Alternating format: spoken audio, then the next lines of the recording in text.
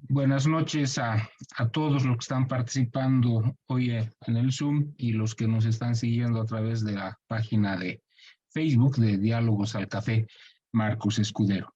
Hoy nos trae un tema que, si bien ocurre en otro país, pero las repercusiones las sentimos de alguna manera en nuestro país y van a tener consecuencias en el futuro.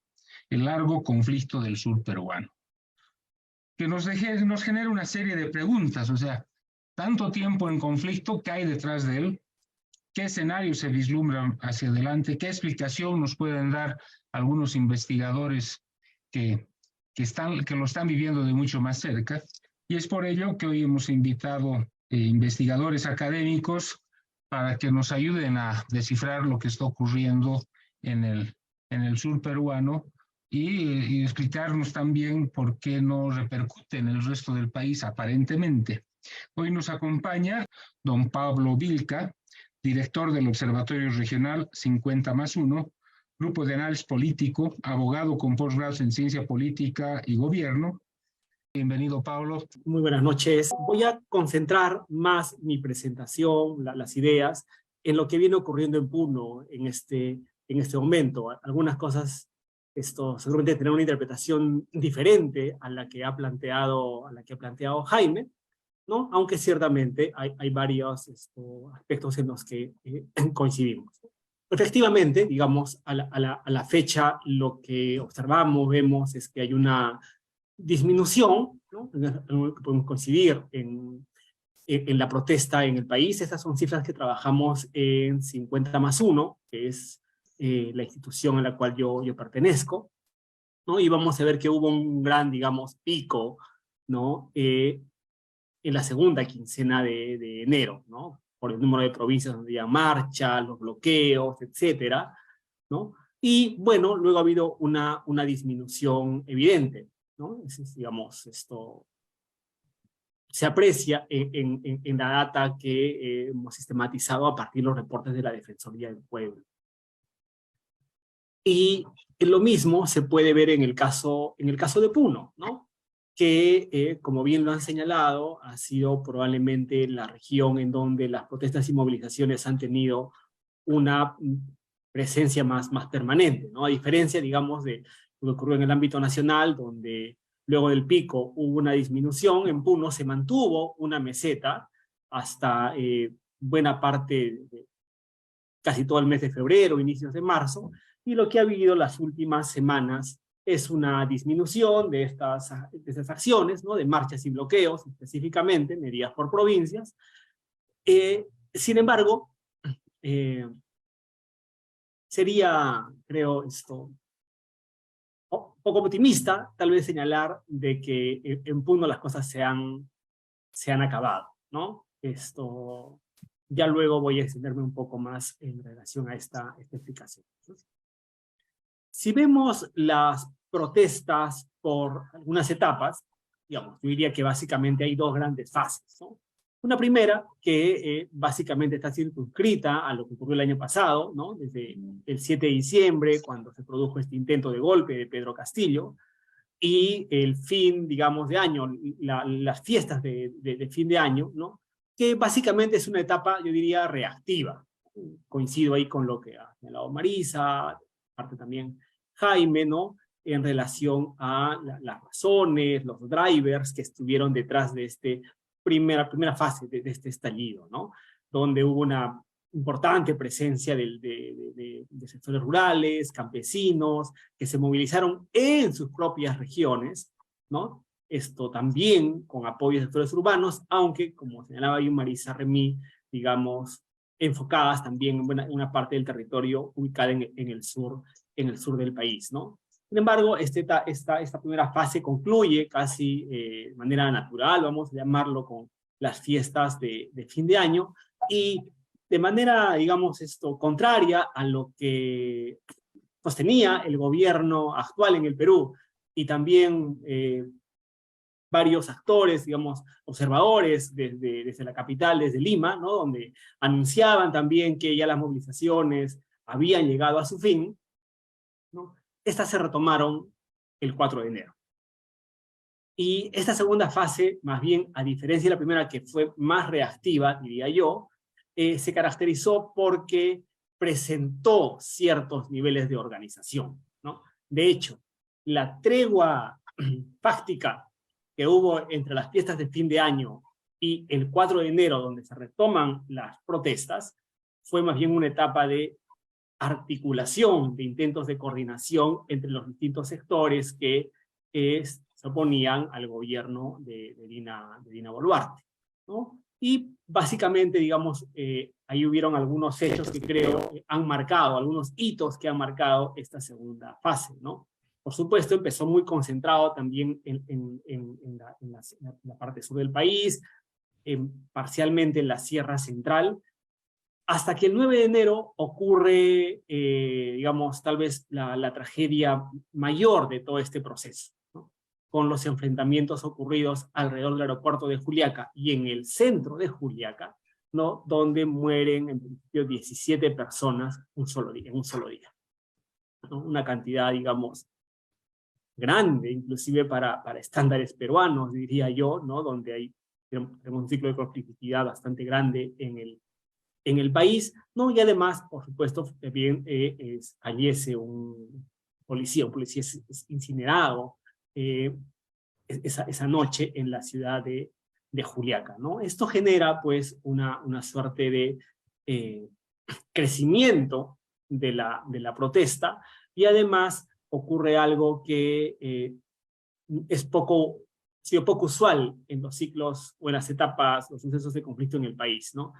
Que es una extensión de la protesta y lo que podríamos llamar el intento de llegar a Lima, ¿no? De población campesina, sobre todo del sur del país, con el afán de directamente la capital plantear sus demandas y reivindicaciones, ¿no? Así es que vimos, digamos, la llegada de decenas de delegaciones regionales con la finalidad de implementar lo que se llamaba en ese momento una toma de Lima, ¿no? Y ahí llegamos, pues, a otro pico importante con diferentes enfrentamientos que hay en el Istmo Puno, en Arequipa y en otras regiones, ¿no? En menor número de fallecidos es cierto, pero se vive, digamos, un país que está en constante, digamos, protesta y rechazo al gobierno, y además probablemente en ese momento es donde se nota con la mayor fragilidad del Poder Ejecutivo, ¿no? De hecho, digamos, lo que se estimaba era si podía durar o no, se veían las alternativas del adelanto electoral, inclusive la renuncia de la presidenta, etcétera, ¿no? Sin embargo, pese a la contundencia de las protestas en el territorio en el sur, y no ocurre lo mismo en Lima, ¿no? Donde, si bien es cierto, llegan algunos miles de personas, evidentemente no lo hacen en una cantidad multitudinaria, y además el gobierno realiza un gran despliegue de fuerzas de seguridad en la capital, ¿no? Hechos no vistos, por lo menos, que no son cotidianos, ¿no? El despliegue de más de 10.000 policías en la capital para controlar las movilizaciones. Digamos, es efectivo el gobierno en el control de la movilización en Lima, aunque ciertamente no ocurre lo mismo en el resto del país, ¿no?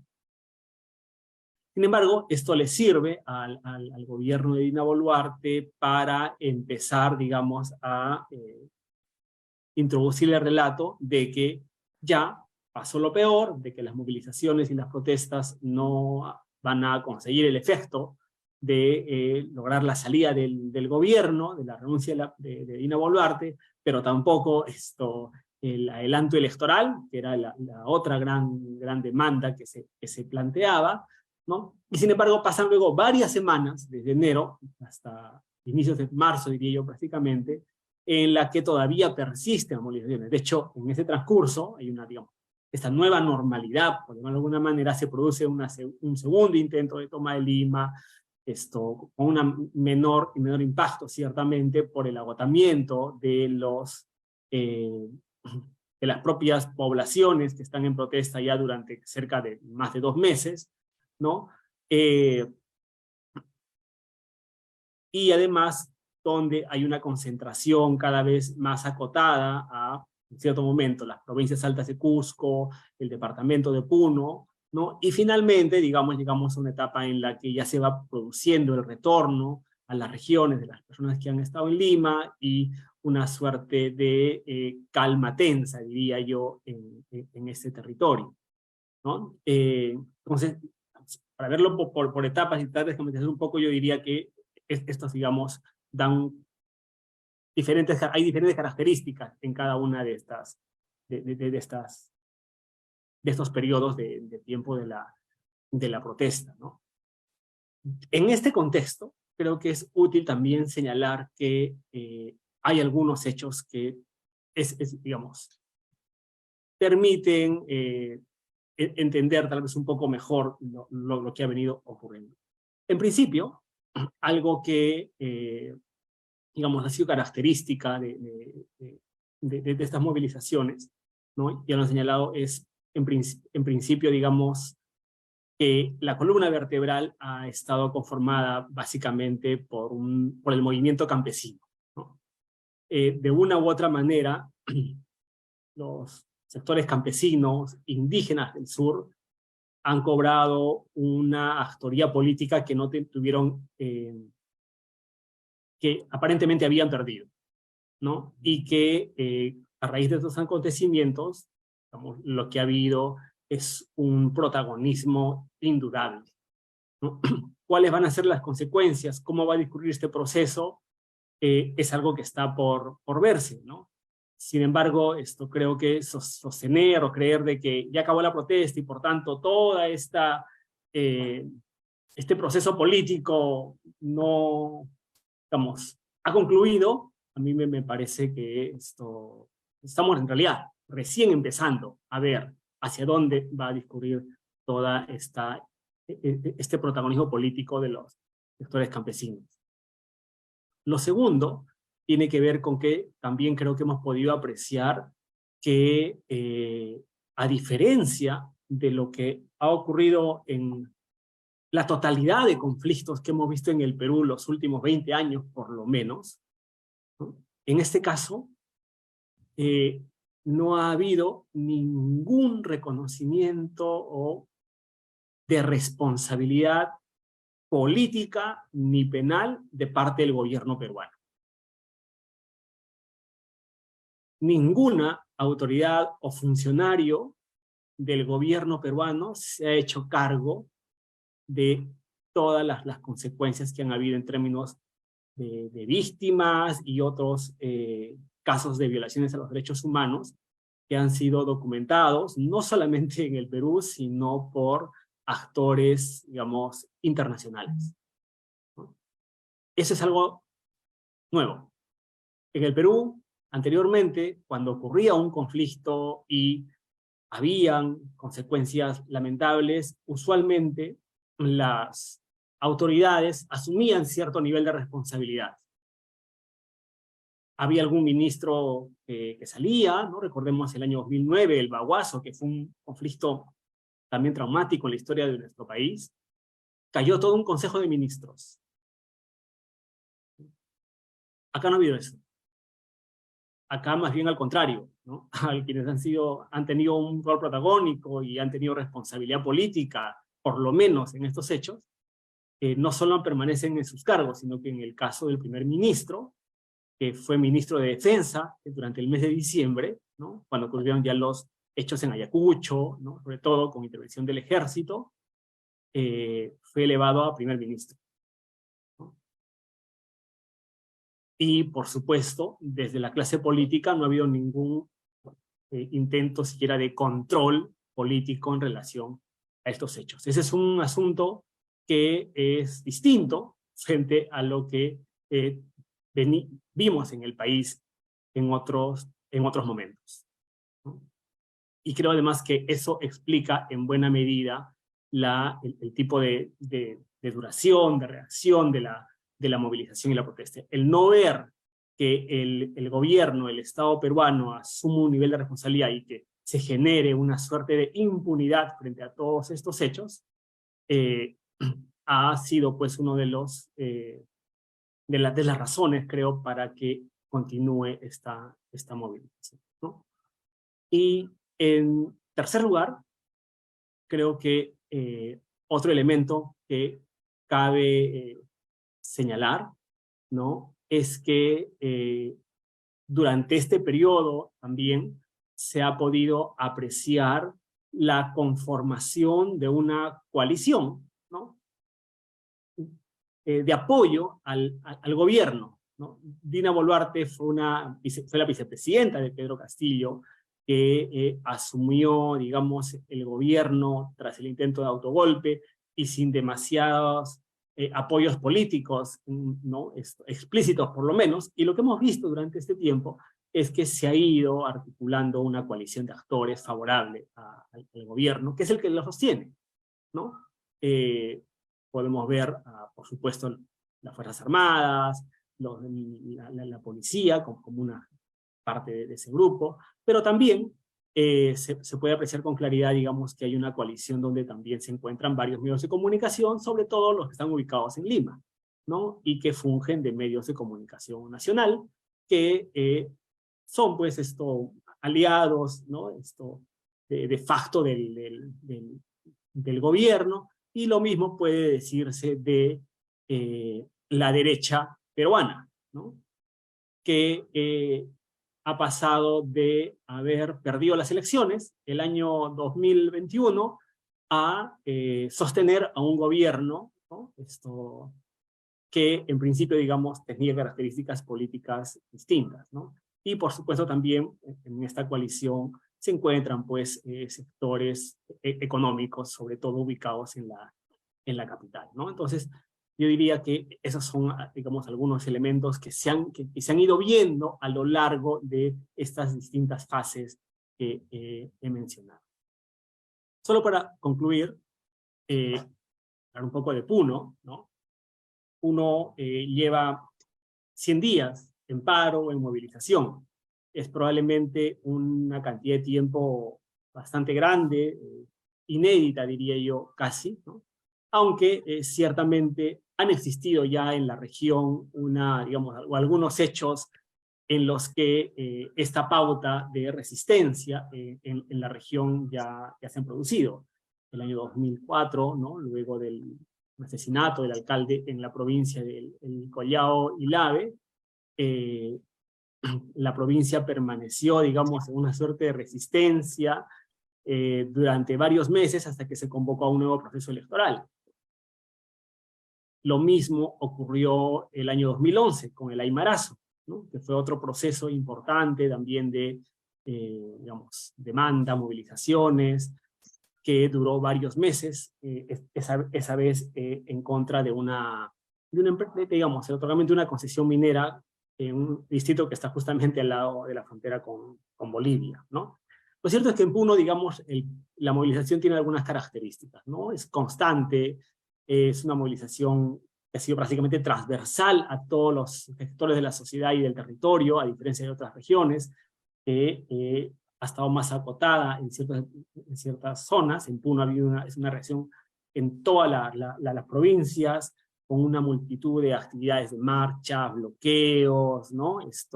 Delegaciones que eran enviadas a Lima, crowdfunding para poder sostener los traslados, ¿no? Y además con una activa participación de las provincias, ¿no? Y como lo ha señalado bien Marisa, con una revaloración de identidad étnica bastante importante, ¿no? También es una protesta, una movilización donde es muy complicado encontrar líderes o dirigentes que aglutinen todas las demandas. De hecho, algo que usualmente, digamos, sostienen quienes se movilizan es que son autoconvocados, ¿no? Y creo que eso responde, por un lado, digamos, a las viejas tradiciones colectivas, comunales de organización que existen en la región, pero por otro lado también forma parte de una estrategia para evitar, digamos, la respuesta del Estado, que durante este tiempo, digamos, se ha caracterizado también por procesar a dirigentes, detener a personas, etcétera, ¿no? Entonces también es una estrategia, digamos, para evadir esa respuesta estatal, ¿no? Las autoridades también se han plegado a las movilizaciones, no las han liderado, es cierto. Sin embargo, también han, digamos, manifestado su apoyo a este proceso que, sobre todo, es liderado desde la sociedad, ¿no? ¿Cuál es la situación actual, diría yo? Es cierto que han disminuido las protestas, pero Puno es una suerte de región, es casi una autonomía de facto, diría yo, ¿no? El gobierno peruano no gobierna en Puno. Es cierto que se ha creado un comando unificado de las Fuerzas Armadas y la Policía Nacional, pero este controla básicamente el aeropuerto de la ciudad, ¿no? No tienen el manejo del orden público, el territorio es controlado por las propias organizaciones, la sociedad, digamos, en general en Puno. Hay que recordar que Puno es la región con el mayor número de comunidades campesinas del país. No solamente existen comunidades, existen rondas campesinas, y en el ámbito urbano se encuentran asociaciones de comerciantes, barrios, transportistas. No es casual que en ciudades como Juliaca y Puno, ¿no?, ámbitos más urbanos, la organización y, digamos, el sostén de las movilizaciones ha estado a cargo de comerciantes, ¿no? Y con un gran protagonismo de mujeres, porque quienes trabajan en los mercados, en su gran mayoría, son mujeres, ¿no? Y son estas las que han sostenido las movilizaciones en las ciudades, mientras que en el ámbito rural son diferentes actores, ¿no? Desde comunidades, en la zona norte quechua, tenientes gobernadores, multicomunales en la zona sur, y hasta hay intentos, digamos, de hacer resurgir autoridades tradicionales originarias, ¿no? Entonces, esa es un poco la situación en este momento. Por supuesto, el gobierno peruano no ha brindado una respuesta política, diría yo, que pueda permitir crear una ventana de oportunidad para cambiar, digamos, esta autonomía o esta nueva normalidad que se vive en la región, ¿no? Y tal vez, digamos, lo que viene hacia adelante no solo es un espacio de mucha incertidumbre, ¿no?, sino que en tanto no haya ese tipo de respuesta política, lo más probable es que Puno siga manteniéndose en protesta y movilización, ¿no? Aunque se ha establecido una suerte de espacio de tregua en este momento en el país, ¿no? Y en Puno hay diferentes territorios con distintas lógicas. Jaime mencionaba de que ahora solo se protesta 2 días y hay 5, y el 3 de abril se retoma. Bueno, ese es en una parte, eso es en una provincia del norte de Puno. El sur Aymara sigue con la lógica de los 5 días de movilización, 2 días de tregua. Hay todavía bloqueos en varias provincias, ¿no? Aunque, por supuesto, esta es una realidad dinámica, ¿no? Lo cierto es que todo indica que probablemente en los siguientes meses asistamos a una nueva, tal vez, una nueva ola de conflictos, lo que desde Lima, sobre todo, se observa como una vuelta a la calma. Desde el sur, en realidad, se aprecia como una recuperación de fuerzas, ¿no? Así es de que, en realidad, creo, el desenlace y el futuro todavía está abierto. Muchas gracias.